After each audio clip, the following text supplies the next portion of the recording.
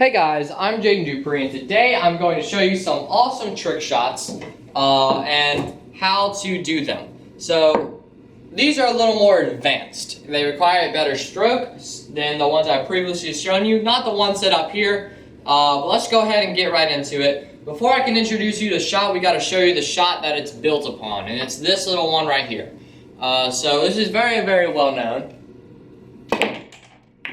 Cue ball makes the 3, comes up, curves around the 8, pockets the 9. Very, very easy, just a lot of top spin and a little bit of left, contacting the 3 ball pretty full. But it gets harder and more impressive if these 2 balls are a few millimeters apart. Requires a great stroke on this one. And I haven't shot this one in a while. I just remember it as being one of my favorites, and I want to see if I can show you this shot right there. It's a beautiful shot. So that was it right there. It's a lot of top left spin still, but now we're going to have to elevate the back of our cue a bit more.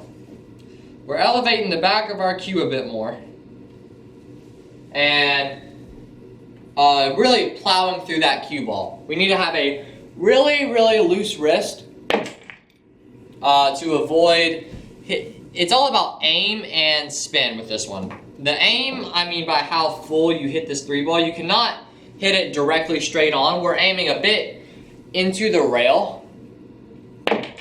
So the problems with aim is obviously hitting the 8 ball first.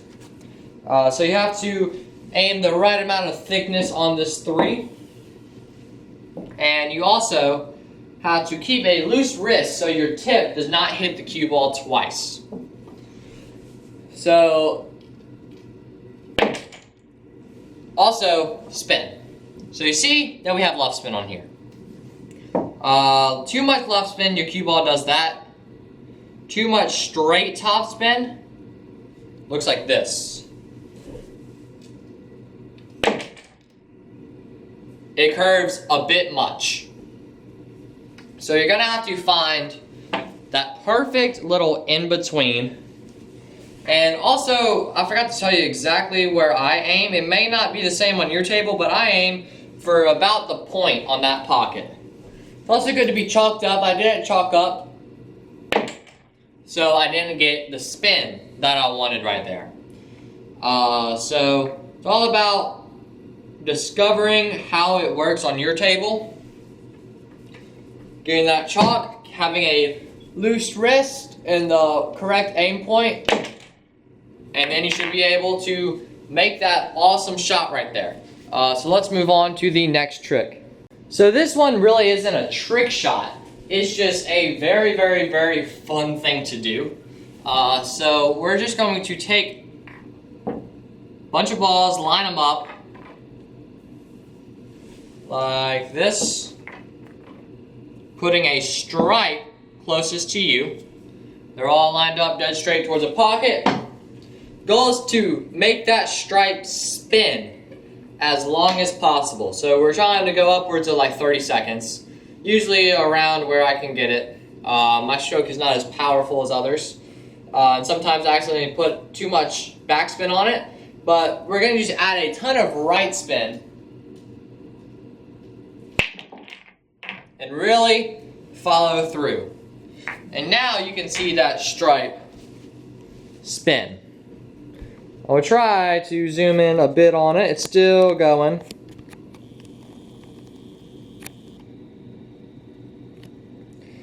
See, it's spinning and it's slowed to a stop.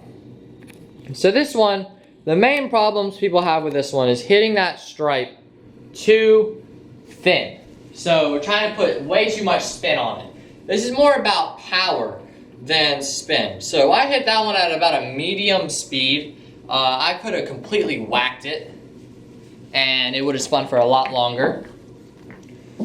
But we're only putting about a tip of right spin on it. That's how I like to shoot it. I'm only putting about a tip of right spin on it.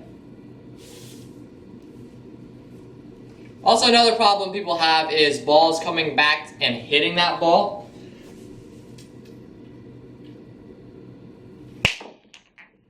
And putting top or backspin. because then that ball flies around the table. Putting backspin honestly looks really cool. So if you wanted to do that one, I'll show you it here. This one is actually more of a trick. Spinning around the table. I'll do it with the cue ball. But using back left spin here can actually be a fun little trick shot going around 3 rails of the table. Usually people do it trying to just land position on the 9. Sometimes you can make that 9, spinning that cue ball around 3 rails. You see how it comes really close to the 9, so it's just finding that correct spin to make it pocket that 9 is a fun variation. Now next shot I'm going to show you something called the carom arc. It is a very, very fun shot. I can do it with up to about 5 balls, but we're going to do 2 right now. And it looks like this. Not like that. It looks like that, but just a little more exaggerated and pocketing the 9 in the same shot. This is probably one of the most difficult stroke shots there is. And you're not going to make it 100% of the time, so this is not something that you want to bet on. It's a very, very difficult shot. But I'm just going to explain the spin and the idea to you. Hopefully I can make it. On average, it should take about 10 to 20 tries to make this shot. With up to 5 balls, it's pretty crazy. It looks like this. Let's take 5. I will try to demonstrate the best I can, bringing it around those 5 towards the 9. But as you guys know, it is very, very difficult. So this one ball is a little bit away from the pocket, close to that rail. And we're trying to pop our cue ball around it with a lot of top spin. So you see how our cue ball just stopped there? That's a good amount of top spin, but we need a lot of top spin and a lot of power, which is the reason why it's hard to get a lot of top spin. We also need a very loose wrist with this one. It is so difficult. So I'm going to turn this into a challenge.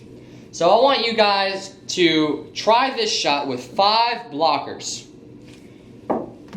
The carom arc. It's a lot of top left spin.